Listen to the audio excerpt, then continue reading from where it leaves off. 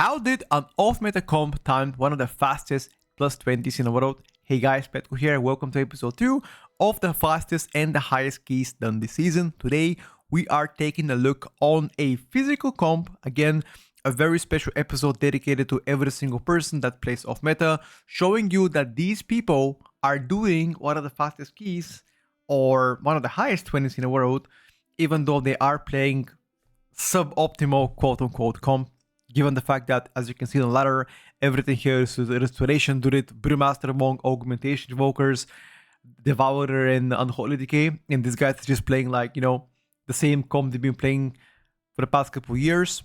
Big kudos to those guys. And once again, I'm going to touch all of their credentials down in the video if you guys want to take a look at how they play from each POV. Go ahead and give it a try. Before we begin, I would like to say thank you for all the feedback you guys gave me in the last video on the +21 World First Pit of Sauron done by China. I took a lot of feedback from them, and I understand now what you like to see, and you don't like me to skip through the stuff. I'll try to speed up the video and discuss the plays one by one so you guys can have a better grasp of what's happening, because sometimes I think it's normal stuff, but you know, maybe for some people it's not as normal. So that's all. Enjoy the video, and once again, if you do have any feedback, let me know. We're going to be taking a look from a POV of a warrior, their warrior Noxic. And once again, I'm going to be attaching all of this of their credential down in the video. So that is going to be the first thing. Let's see how they play, what they do, and what we can learn from them. Okay, so one big question mark here is usually the tryhards, or at least from what I've seen, the Chinese people, they like to pre-pot. I haven't seen them pre-pot yet, at least not the warrior. So let's take a look what's happening here. I'm going to stop this video for a second. I'm going to make a speed to be double. Okay. Okay. So the first thing I can notice is that I think this is like a standard Blizzard nameplates, which is kind of interesting because for the most part, you don't really get the full information done from them. But as you can see, they are not doing anything special, and they're even lusting on a first pull. Now, a lot of people are holding the lust for the second pull, and interesting to see their tank is first on damage, which actually is incredible. They're zerging one of the casters here, as always, because once again, when you have multiple casters, sometimes you are running out of kicks. So zerging one of the casters makes a lot of sense. Now, some people love to hold cooldowns for this pull. I personally never hold cooldowns here because for the most part, I mean, these guys are gonna die, right? So the sooner you pop your cooldowns, the sooner you're gonna get them, which kind of makes sense, right? See, a lot of people actually what they do is they go right side, they pull like 10 books, and then they fight those 10 books all the way to the left, which in my opinion is really hard for the healer to heal those books. So a new strategy is like going downstairs, pulling the Pyromancer from right here, and then just DPSing him down, and you can just go forward. Kind of saves like a couple of seconds, which obviously can be an advantage to you. But so far, nothing crazy done by them, just purely good damage, no deaths, you know, big down by everybody, including their healer. Artemis doing currently 70k damage overall, which obviously is quite impressive for a healer. Most of the healers are just passengers, so they don't really do damage, they just heal, which is fine. So good to see that. Prior in here, the sentry. Now this sentry hits like a truck. As soon as the AoE claps right now, like look at this. The AoE claps, this guy is dropping to like 30% HP, probably with defensive too, right? That's about it. They're chaining the sentry to the next pool, assuming that they're banking on that sentry not ever AoE casting, because if it does AoE cast again on top of the Pyromancer, they will be dead. So they're pulling the Pyromancer with the first boss, which actually is quite tough, because if you do get a AoE knock and the AoE from Pyromancer, as you can see, they focus the mob. Otherwise, they will get the moose meat big time if they overlap this. So that's about it. One thing that I'm directly noticing is that, as I already discussed and told you guys, it's very good to position this boss right at the corner whenever the phase is happening, because most of the time you get less orbs than usual. This time around, they took actually a lot more orbs, which I kind of don't understand why. But for the most part, when I position the boss right here on the intermission, you don't get any balls behind. You only get like left and right, and that's about it. Which this time they took from behind, which is kind of weird. Maybe they hotfixed it? Question mark. I don't think so, but let's see. Let's see next phase. Maybe they'll get better. So boss in the corner right now. Let me see if I see any orbs behind. No, currently. Okay, I saw a couple behind. Never mind. Did they hotfix that? I did it this morning and it wasn't really hotfixed. But this is a very notable strategy on high level keys. If you are doing any kind of keys, even like mid level keys, and if you are a tank, please position the boss closer to the edges so it's much easier to soak this way.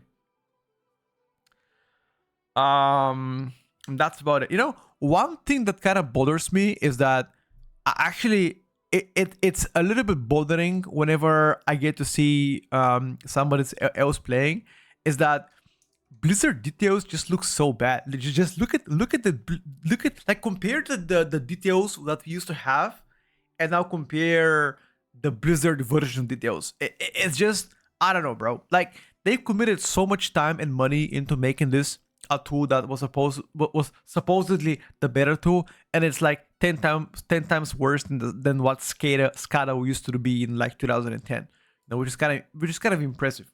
So I don't know where they're heading towards with this one, but so far it just doesn't work. At least not to the extent where it's compatible to what details used to be, which is kind of sad. We're regressing downwards instead of improving. All right, let's take a look at what they're gonna do. Now, the mobs following in the next area are one of the hardest mobs so far. They're really, really, really tough. Once again, those EOs, upon defeating, they will give you a damage buff, which obviously will give you a lot of damage to the whole group if you are close by. Now, this Spellbreaker mob is gonna clap your cheeks like never before, because upon the dot that gives you the blade that bounces to enemies, you take insane damage. But look, just look at this. This is the power of Mistweaver. As a Mistweaver monk, you are vaping while healing. I did today 20 Magister Terras with a Resto Shaman, and my hair fell out of my skull, my skull, right? I'm already bald, but after the gameplay of the Resto Shaman, I became bolder somehow. I don't even know how. That's how much I was stressing. Like, low key. I'm just watching their health bars on the left side, top left, and they're barely moving to the half the HP. Like, I really want to see HPS meters. Unfortunately, the Warrior does not have HPS meter. They're opting up to play only 3 mobs here. Very interesting. Is that because they're banking on making the next pool double? Oh, they're just chaining. Okay, fair enough. So one of the advantages of this composition is that you don't really give a shit what kind of route you want to do. Like, for the most part, your sustained damage is like quite solid, because once again, BM Hunter every 30 seconds has cooldowns. Warrior, your cooldowns are pretty much non-existent every 45 seconds, maybe even less. It depends how much haste you have. So they're lusting this. I don't know if that's a good lust. I think they're lusting this because they want to get Quadra Lust at the end of the run. Oh, never mind. They're chaining with Lust. That's fine though. Because usually you want to lust the last 3 guys, because those guys are double Spellbreaker, which leaves a Quadra dot to everybody, which once again, it's extremely hard to heal. But look at their healing meter. Like, look at their meters here to the left side. Like, they're barely dipping, bro. Like barely moving to the half. And that's with like on a plus 20. Obviously, that was during Lust once again, but kudos to the healer here doing God's work probably. I feel like the guys don't even like, you know what I wish? I wish those guys get to a plus 20, and instead of Artemis, they have a Rest Shaman. They sweat their balls big time, and then they're like, bro, please, thank you, come back to the team again. I swear. I feel like, as a DPS myself, I didn't appreciate a good healer until I had a bot healer. You know, I'll be honest, chat. Sometimes when I pick 20s and somebody that comes in and you know heals, I'm like, oh my god, what's happening here? And then I play with like somebody like, I don't know, Vicman, for example, and he's just vaping, doing 200k HPS while just chilling and talking in the background, you know. The power of the good healer is immense. The same thing with tank, by the way. A good tank, holy shit, knows how to pull. Chef's kiss. Okay, so this boss, a lot of people misplay this and I'm getting quite mad. Listen to me now. Listen to me. The only time you want to press defensive is on a overlap. if you get the dot on yourself, you don't press defensive immediately. You press it if you are entering this bubble to clear the debuff. So, in our case, watch this. The moment you get the dot right now, if you press defensive, your defensive will run out by the time this circle comes in. So you want to press it a bit later. So you overlap your dot while having a defensive and clearing. Otherwise, you're just going to end up dying. Now, this wouldn't make any difference if you're playing like 12, 13, 14, 15. But the higher you go, the more value you will be getting out of your defensives if you pop it right before you destroy the shield or enter the shield, or if your defensive is like a super long, for example, Shaman defensive is like 12 seconds, Evoker defensive, Obsidian Scale is like super long as well, then you can pop it like, 10 seconds before you clear debuff, that's fine as well. So that's when you want to pop a defensive.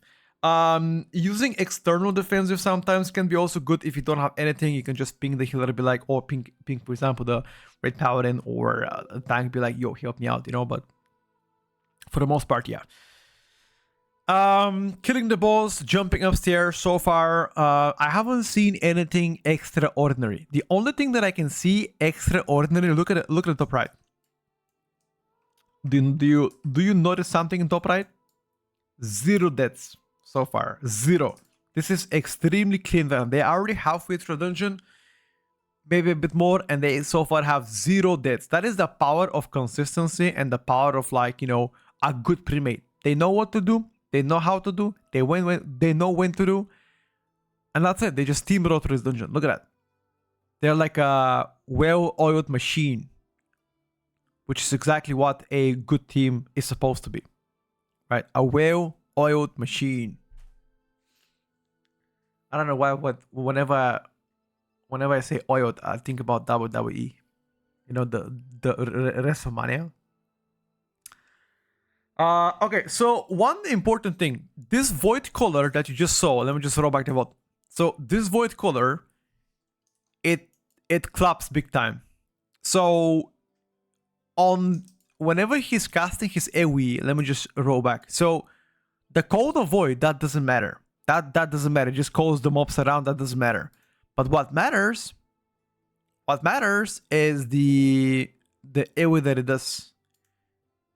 No, it's not code of void. It's something else that it does. The other ability that, does AoE, that's when you want to press defensive during that shit.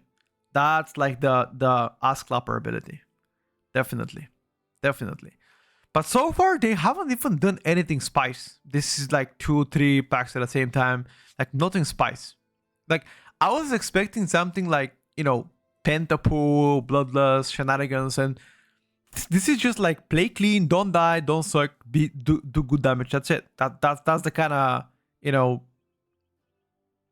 route they're going for. Well, I must also give it to Squishy though. Like, look at Squishy vegan damage. Squishy vegan damage is actually a crazy so far. He's doing 135 million as a tank. Bro is fucking smoking them. Jesus. Consuming shadows. If you see consuming shadows, you pop whatever you have right now. You pop in, because if you don't, you're gone. It's adios. Okay? It's bad. Real bad. Yeah, that's about it. They're opting in to play only one. Okay, so see those casters in the corner? If you do play them together, for the most part, you have 4 casters, then you're going to end up missing a kick and dying. So them chaining one by one is actually making a lot of sense. Leaving one caster to the mob to enable better cleave potential, that's actually pretty smart. Also making the pool easier. And also, I don't think they want to do quadra-caster anyway, so that's why they're doing CCs. I think their original plan was to do triple caster, but because nobody had a kick for that mob, and nobody wanted to come closer, so they don't break the paralysis. Kind of makes sense here. Bloodlust in here on cooldown, so they... so do you understand now why they built on cooldown in a second BO? Because they wanted to get this as soon as possible so they can actually get to last boss and BO that shit. Kind of makes sense, right? Okay, this suck is nasty, by the way. Nasty suck. If you do get closer to the circle, you're gonna end up dying. See, the cosmic stink that you just saw happening does a lot of damage, so that's when you want to press the defensive in this run, or in general in this boss. As soon as you get that debuff on you, that's when you want to press it. If you don't have debuff, then it's whatever. So I'm gonna show you again for the people that still did not get it. So as soon as you see cosmic stink happening, you just want to press something, right? The other link is like find your partner, make sure to break the shield. That's about it. Okay, let me just skip forward until they get to the... Alright, this is a regular pack, nothing crazy. I would assume, let me just check. Yeah, a regular pack. They're aligning on the left side so mobs can stack better. That's fine, no problem. I'm actually curious, why is Noxif playing Fury Warrior except instead of Arms? Because right now everybody is playing Arms because it does insane AoE damage, but...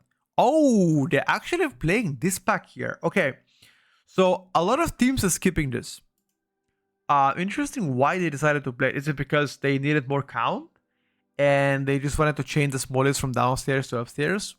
Probably. It's actually good. I don't think they wanted to take... So the only reason why I believe they did not want to take mobs before the third boss is because they wanted to make sure their third BL is exactly on that boss, exactly when they need it. That kind of makes sense, right? And now this is gonna be double pack instead of triple pack, right? Yeah, they're gonna do double pack here. And are they gonna skip those two guys? Because most of the teams are skipping those two guys here. They are very, very bad. Most tanks are getting destroyed by those guys. Let me check. So skipping forward, are they gonna play to skip him? Okay, so you as a shaman, you can leap forward. Brewmaster can leap forward. Hunter can disengage. Grappling hook by the rock or shadow step.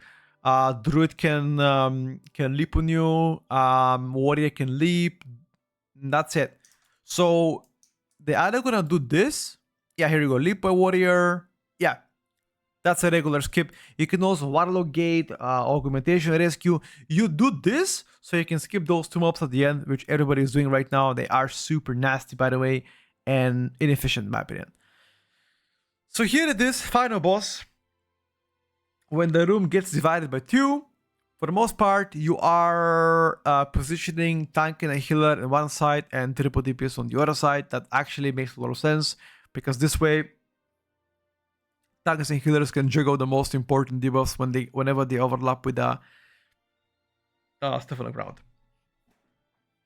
Alright, so far I'm really impressed by the clean run they are showcasing here, which is pretty nice. Again, it shows you that no matter which spec you are playing, if you are good at your specialization and you have a good premade willing to invite what you're playing, anything can work. Let it be Shadow Priest or, I don't know, imagine the most unpopular spec. I mean, you can make it work, right? Sure. Are they going to be faster than the Chinese playing meta? Of course not. But they are still able to clear relatively high keys, right? Which is important. I'm pretty sure their timer is plus 21. They can do this on 21. Guarantee you that. If they get a key and they play clean, 100%. 100%. And as you can see, their BO is going to line perfectly with the enter the boss. Or maybe a bit of execution on Asarok, He's going to smurf the boss. That's it, boys. That's it. I think, let me know if you like this series. I'm going to continue doing so when I see some interesting keys from Chinese people or European people or anybody else in the region. Let me know. I'm always eager to showcase the fastest and the highest keys in the world. And that's it. Thank you for once again for watching the video. And once again, give these guys a follow if you like to see more progression done by this team. I'm going to attach all of their socials down in the video. Link to their Twitch channel so you guys can watch them live on stream. Anyway, thank you for watching once again. And I'll see you tomorrow on stream. Bye for now.